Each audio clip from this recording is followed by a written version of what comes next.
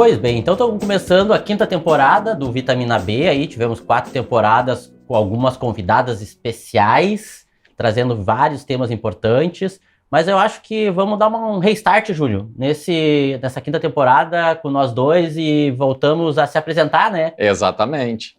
Te apresenta aí, Cleir. Eu acho que é bom, porque a gente teve vários inscritos no canais, pessoas interagindo e a galera querendo saber quem é a gente, o que a gente faz mesmo, né?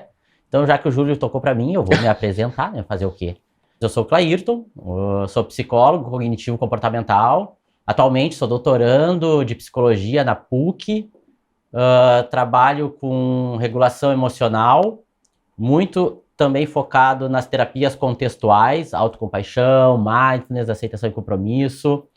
E comecei a me aventurar na área da espiritualidade, que o Júlio também me apresentou, e a gente começou a unir essas duas linhas e tá dando o resultado que vocês estão vendo aí. Agora tu, Júlio, se apresenta aí. Muito bem, é uma satisfação estar aqui na 5ª temporada. Júlio Adam, sou professor de Teologia Prática na Faculdade Zeste, coordeno o Centro de Espiritualidade, Psicologia e Bem Viver junto com o Clairton. E a minha área de pesquisa é muito focada aí na espiritualidade, religião vivida, a teologia prática mesmo, e estamos aqui nessa 5ª temporada para falar de um assunto aí que a gente anunciou lá na nossa 1ª temporada, mas só assim demos um sobrevoo, né, Clairton? E que é algo que a gente acaba usando muito e nos nossos cursos e também com as pessoas, que é o mindfulness. Mindfulness.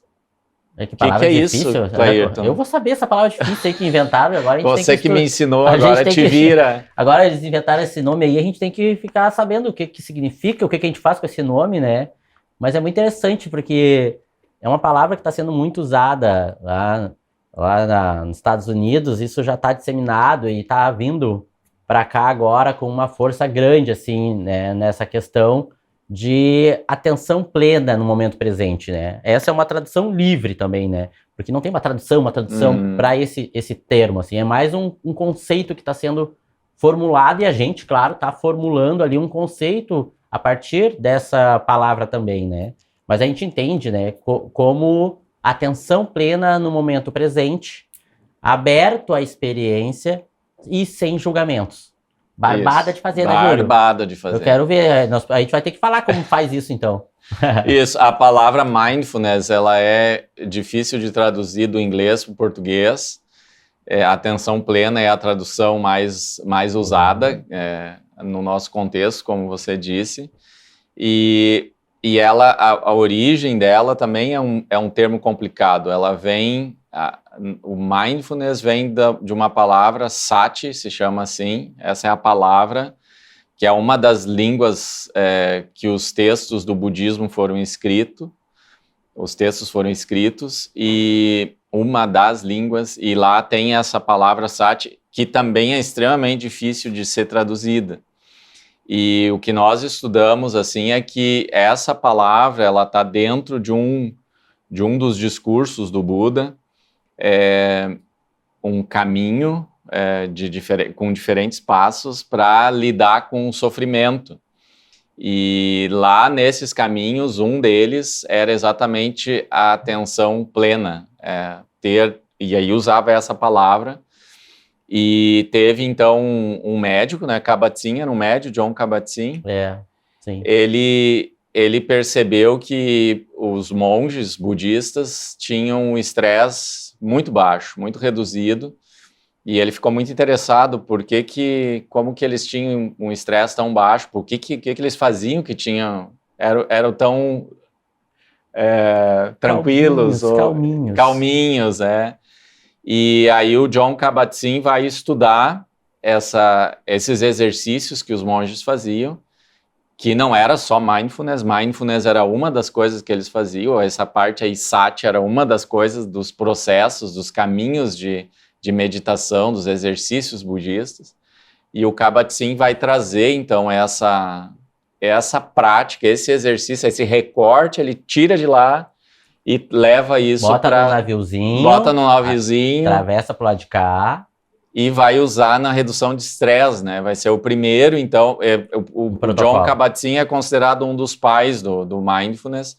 porque justamente ele vai trazer para cá, para o Ocidente, e usar isso na saúde para redução de estresse. Isso, ele cria um protocolo, a gente vai falar um pouquinho do protocolo de aplicação ali, mas é interessante falar e frisar, né, que o Mindfulness, ele não tem mais nada a ver com religião e religiosidade. Exatamente. Perdeu esse foco quando veio para esse lado de cá do oceano. Lá no Oriente, até ainda tinha, porque tinha toda a pegada budista e eles usavam isso dentro de outras práticas. Então, a gente fala, o Mindfulness é só meditação? Não. Mas a base é a meditação. Começa com a meditação. E aí a gente vai ver várias formas de meditação. Porque quando a gente não conhece muito bem o nosso estilo, e aí diz para ficar atento no momento presente, como é que a gente vai desacelerar o nosso cérebro para ficar atento ao momento presente, né? Ele não vai desacelerar, né, gente? Só lamento, não é uma ordem que tu dá pro cérebro, agora tu para, porque eu vou focar em alguma coisa. Não vai funcionar. E aí a gente começa a descobrir, dentro desses protocolos aí, várias maneiras de praticar o Mindfulness, né? O Júlio gosta de uma parte, de algumas técnicas, eu gosto de outras, estilos totalmente diferentes, né? Que a gente se conecta mais fácil e a gente consegue aplicar também de maneira mais fácil. Mas, veja bem, não tem mais nada a ver com religião. Aí a gente começou a transformar em ciência, em validação, em estudos, em aplicação. E aí começou a fazer todo esse movimento, que hoje já está aí todo mundo falando e fazendo Mindfulness, sem saber até. Exatamente. Fazendo de forma desenfreada e irresponsável, e daí não tem o impacto e resultados esperados. Isso. E isso é interessante que você falou aqui, que o Mindfulness, ele é testado, né? Ele é uma ferramenta ou uma prática... Uma técnica, muito bem. Que tem uma fundamentação científica de muita experimentação, de muito estudo, de muita validação, né? Então não é uma aventura, simplesmente, uma brincadeira, uma dinâmica que a gente vai fazer... e pronto, não, tem toda uma fundamentação científica por detrás. Não? Sim, e aí tem o porquê que eu vou fazer o Mind, porquê que eu vou aplicar o Mind, tem toda uma explicação, não é simplesmente, eu preciso me acalmar e eu vou fazer uma técnica de Mindfulness. Não, o Mindfulness não funciona sobre uma situação de estresse naquele momento. Ele não é pontual, ele é uma ferramenta de apoio e suporte. E ele, em nenhum momento, em tudo que eu li até agora, e olha que eu já li bastante coisa, os estudos dizem, eles não vai trazer o fim do sofrimento. Não é a intenção dele. Né? Porque vou praticar Mind para ficar mais calmo, eu vou praticar para eu não ficar depressivo. Não. O Mind é uma ferramenta de apoio e suporte para te conseguir suportar e passar por essa etapa da vida. Então não adianta tu praticar ela, nunca praticou. Aí tu viu que, teve um dia que eu vi alguém falando que era só respirar fundo e pensar em não sei o que. Aí tu tá sob estresse e aí tu resolve fazer isso. Não vai dar resultado. O Mind é de médio a longo prazo. Tu tem que não só praticar Mind, mas tem que se tornar Mind em vários pontos do teu dia, da tua semana, do teu mês e da tua vida. Isso. Nesse protocolo de redução de estresse, então, do Kabat-Zinn, existem outros, né, Cleirton? Eles usam a prática do Mindfulness durante 8 semanas. Esse é o protocolo de Mindfulness, 8 semanas, e ainda tem no final, assim, como uma espécie de um retiro, onde as pessoas intensivamente, então, praticam o Mindfulness. E aí, realmente, eles observam que pessoas com um nível elevado de estresse, depois desse período de 8 semanas, são 2 meses, né? 2 meses praticando alguns minutos por dia, constantemente, diariamente, e modificando os exercícios, porque não é sempre o mesmo exercício, né? Você vai incrementando os exercícios, depois de 8 semanas, com um período intensivo, realmente o nível de estresse das pessoas diminui muitíssimo. E também a gente já sabe, né, tem estudos aí de ressonância magnética que demonstram pra gente, e é muito interessante, que a prática do mindfulness a longo prazo, ela reestrutura o cérebro. Ou seja, as conexões neurais que a gente tem, elas são estabelecidas a partir de experiências, que a gente vai vivendo, traumas, enfim, bons e ruins ao longo da vida, e vai se fortalecendo aquela rede de neurônios. O mind, ele reestrutura essa rede, ele tem essa capacidade de modificar isso. É muito interessante, porque, então a gente não pode mudar o passado. Não sei. Aqui eu acho que a interpretação que o nosso cérebro faz sobre o passado, a partir da prática de mind, é possível.